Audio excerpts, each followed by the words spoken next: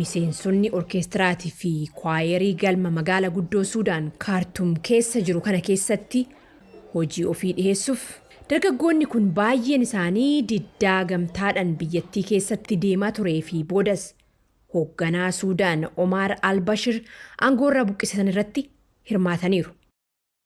Dhiyuma kana immoo fonqolcha mootummaa Suudaan keessatti godhame booda diinagdee hammaacha dhufe ija isaaniitiin argaa jiran.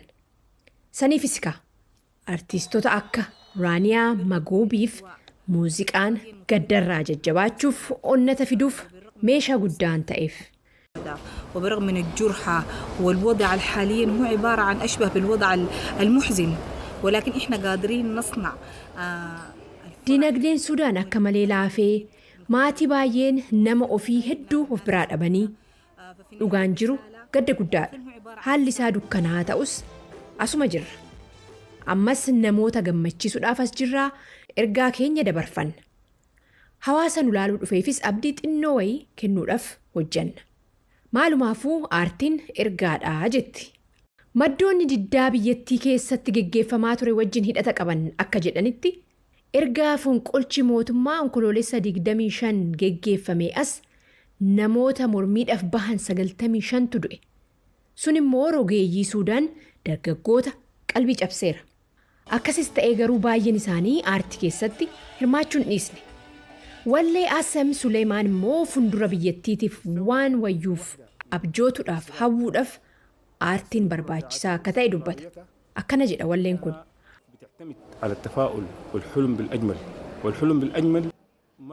Hawwuu yeroon jedhu immoo amma waan sun ta'utti teenyee eegna jechuu kiyya odoon ta'in egeree wayyaadhaa qabsaatii har'a garuu gammachuudhaaf abdiidhaan jiraanna.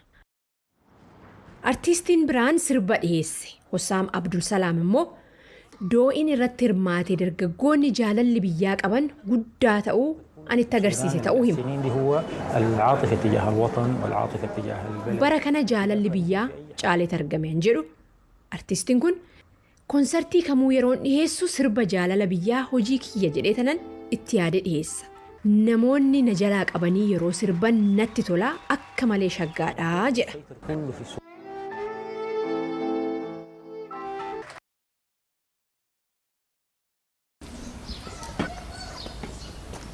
Mana barumsaa sadarkaa tokkoffaa kana keessatti immoo Gahaasaan Balwalaa gidaada fakkii diba. Manneen barumsaa bara Omar al-Bashir aangoorra jiran san bakka dubartoonni itti hidhaman ture. Akka miseensa koree diddaa geggeeffamee sanitti Gahaasaan mana barumsaas diddaadhaaf akka itti fayyadaman yaadata. Kunis dhaloota fuulduraatiif yaadannoo gaarii ta'etti tajaajilaa jedha fakkiin inni kaasaa jiru kun. Gabaasichi kan Reuters.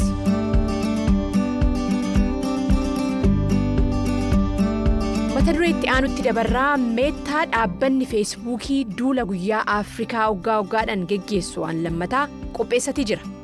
Kaayyoon sagantichaa lammiiwwan Afrikaa akka addunyaatti dhiibbaa uumaa jiran dhaadheessuudha.